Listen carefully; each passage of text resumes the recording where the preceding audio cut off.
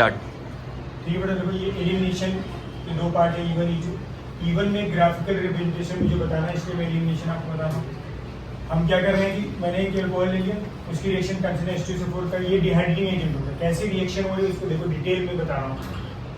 H2SO4 से H+ निकल के आएगा यहाँ से, जैसे H+ आएगा बेटा क्या होगा, अपना लोन पेयर देगा, लोन पेयर देगा, यहाँ प्लस आएगा, जैसे यहाँ पे प्लस आएगा क्या होगा, इसका बॉन्ड टूटेगा ऊपर की तरफ।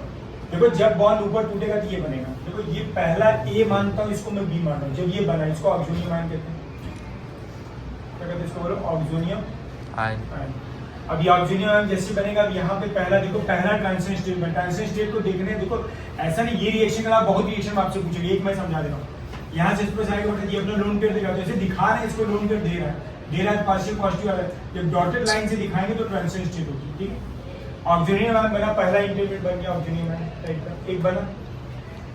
अब इसको मतलब इंटरमीडिएट ही कहो, आप इसी फॉर्म में जा रहे हैं। ठीक है, फिर क्या होगा, दूसरा बार क्या होगा, अभी अभी स्लो स्टेप चल रही है, याद रखना यहाँ से आकर स्लो ही चल रहा है, सब RDS स्टेप है, की चल रही है, यहाँ तक पहुंचेगा यहाँ तक। अब यहाँ बेटा बॉन्ड ऊपर टूटेगा, जब यहाँ टूटेगा यहाँ निगेटिव आ जाएगा, यहाँ प्लस है, कार्बोकेटायन बन गया, ये भी RDS। अभी तक RDS ही है, सब रेट डिटरमाइनिंग स्टेप चल रहा है। दूसरा ट्रांसलेशन दिखाऊंगा कैसे, भाई ये बॉन्ड ऊपर तोड़ रहा हूँ, इधर इधर तोड़ूंगा तो इधर क्या आएगा, इधर प्लस आएगा, पॉजिटिव चार्ज डेवलप करूंगा।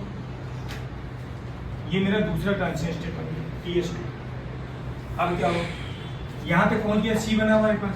ठीक है, अब HSO4 माइनस है, भाई H2SO4 हो गया, HO माइनस भी आएगा। जब ये आएगा क्या करेगा बेटा, एक H को अप्रोच करेगा, इस H को निकाल दिया मैंने, यहाँ निगेटिव दोनों ने बॉन्ड बना दिया तो प्रोडक्ट बन गया। लेकिन ट्रांसलेशन स्टेप कैसे दिखाऊंगा मैं, भाई HSO4 आएगा, इस H को ले रहा है, इस H को ले रहा है, यहाँ बोलो यहाँ क्या आएगा, पार्शियल पॉजिटिव, यहाँ पार्शियल निगेटिव फॉर्म आएंगे, मतलब निगेटिव यहाँ बनेगा, बॉन्ड मिल जाएगा।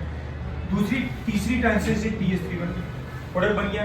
देखो पता होती है प्रोडक्ट सबसे स्टेबल हो गया, उसकी एनर्जी कम होगी। ग्राफिकली कैसे दिखाएंगे, ये पोटेंशियल एनर्जी रिएक्शन कोऑर्डिनेट। ए देखो, ए जो है वो रिएक्टेंट है, बड़ा ट्रांजिशन स्टेट बनी पहले, इंटरमीडिएट आया ऑक्सोनियम आयन, फिर बढ़ा तेजी से। अब देखो क्योंकि रेट डिटरमाइनिंग स्टेप भी चल रही, अब फास्ट रिएक्शन होने लगी, इसलिए बहुत तेजी से बढ़ा। TS2 बन गया हमारे पास, ट्रांजिशन स्टेट नंबर 2। फिर कार्बोकेटायन जनरेट हुआ, C इंटरमीडिएट नीचे आया, फिर ट्रांजिशन स्टेट आई TS3, फिर फाइनली जाके प्रोडक्ट बना। समझ में? अब क्या होता है, ये पोटेंशियल एनर्जी रिएक्शन कोऑर्डिनेट। अब देखो इवन में एक चीज और समझनी पड़ेगी, डेल्टा H की वैल्यू पॉजिटिव होती है। क्यों? क्योंकि रिएक्शन में अगर आप टेम्परेचर बढ़ा रहे हो, रिएक्शन आगे की तरफ जा रही है, और रिएक्शन आगे की तरफ जाने का मतलब क्या है, आप टेम्परेचर बढ़ाओगे, रिएक्शन फॉरवर्ड जाने का मतलब ये कंफर्म हो गया डेल्टा H की वैल्यू पॉजिटिव होगी। यही तो लीच ये कहता है, प्रिंसिपल क्या कहता है, अगर किसी रिएक्शन में हीट लग रही है और टेम्परेचर बढ़ा रहे हो तो रिएक्शन फॉरवर्ड डायरेक्शन में जाती है, डेल्टा H पॉजिटिव का फॉरवर्ड जा रही है, पॉजिटिव।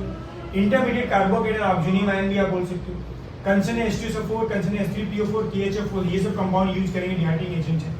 रीअरेंजमेंट होगा ही, कंफर्म है कि एलिमिनेशन कार्बोकेटायन बन रहा है, स्टेबल करने के लिए रीअरेंजमेंट की जरूरत पड़ेगी तो क्या होगा, rate equal to K substrate एक ही मान लीजिए, इसलिए ऑर्डर बाउंड है। इतनी बात है इसके अंदर एलिमिनेशन।